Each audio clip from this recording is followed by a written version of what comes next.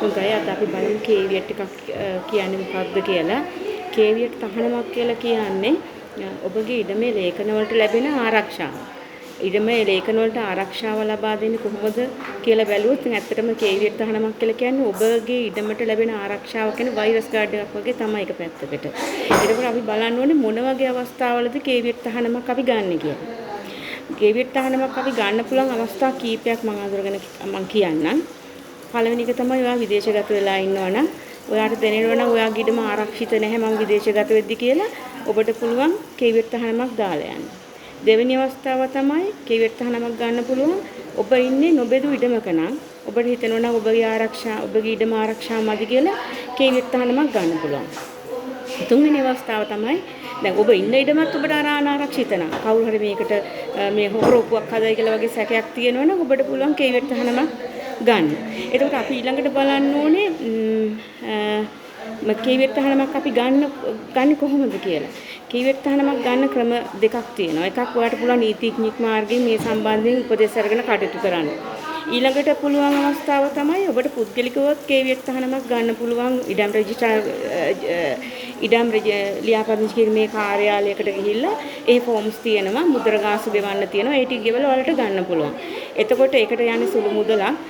එතකොට ලෝයර් කෙනෙක් මාර්ගයෙන් ඔබට ගන්නවා නම් වඩා හොඳ ආරක්ෂිත ක්‍රමවේදයකට ඔබට යන්න පුළුවන්.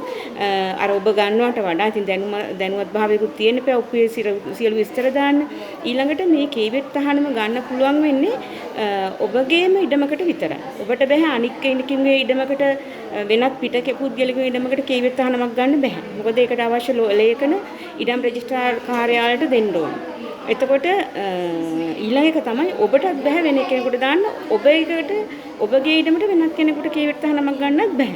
මොකද ඔබගේ ඉඩමට සහ ඔබ මේ දාන කේවියට් තහනමට අදාළ සම්බන්ධ ඉඩම් ලියාපදිංචි කිරීමේ කාර්යාලයෙන් සොයලා බලනවා. එතකොට ඒක නීති විරෝධී. ඉතින් හැමතිස්සෙම නීත්‍යානුකූලව වෙන්න කේවියට් තහනමක් ඒ ආකාරයට කරන්න. ඊළඟට දැන් මේ කේවියට් තහනමකින් ඇතිවෙන මේ විශාලම ප්‍රයෝජනය තමයි මේක අවුරුද්දකට හෝ දෙකකට ඔබට කේවියට් තහනමක් ගන්න පුළුවන්.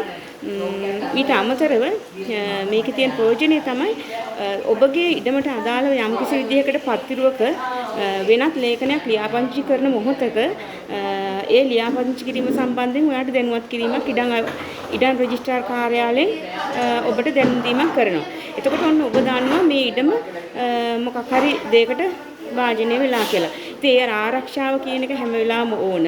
ඉඩමකට මිනිසුන්ට ෆෝන් එකකට කම්පියුටර් එකකට වෛරස් ගාඩ් දානවා වගේ ඇත්තටම ඉඩමකටත් ආරක්ෂාවක් ඕනේ. ඉතින් මගේ පුද්ගලික මතය තමයි ඔබලට හැමතිස්සෙම ඔබලට අවශ්‍ය නම් ඔබගේ ගෙදර තියෙන ඉඩම සුරක්ෂිත කරගන්න ඒත් කේවියට් තහනමකට යන්න පුළුවන්. කේවියට් තහනම දාන්න මේ අර මම කියපු මේ සුවිශේෂී අවස්ථා තියෙන්න අවශ්‍ය නැහැ. ඒකට මේ ඔබගේ උනන්දුව සහ ඒ ඔබගේ ඉඩමේ ආරක්ෂික තත්ත්වය සම්බන්ධයෙන් ඔබගේ තියෙන උනන්දුව විතරයි අවශ්‍ය වෙන්නේ.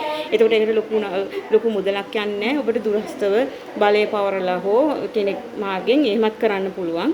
ගිහිල්ලත් කරන්න පුළුවන්. උපදෙස් ඒ අදාළ ඔයා පදිංචි දිස්ත්‍රික්කේ ඉඩම් ලියාපදිංචි කිරීමේ කාර්යාලයට ගිහිල්ලා ඒ ලැබෙන උපදෙස් අනුව කටයුතු කරන්න. මොකද චක්‍රලේඛ තියෙනවා, ආයතනවල ක්‍රමවේද තියෙනවා. ඒවා හරියටම නීත්‍යානුකූලව අනුගමනය කරන්න.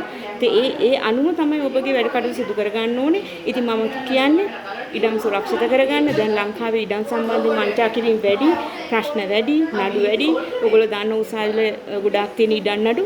ඉතින් ඒ නිසා ඉඩම් නඩු වලින් මිදෙන්න නම් සහ ඔබට එන ප්‍රශ්න සුරක්ෂිත කරගන්න නම් නියපොත්තෙන් කඩන්න පුළුවන් දේ අයි අපි හොරවකින් කපන්නේ. ඒ නිසා කේවියට් තහනමක් වගේ එකක් රුපියල් 2500ක් 3000ක් වගේ තමයි මම දැන් රජයේ ගාස්තුවේ ඇතුළත් වෙන්නේ. ඊට අමතරව ලෝයර්ගේ ගාස්තුව යනවා.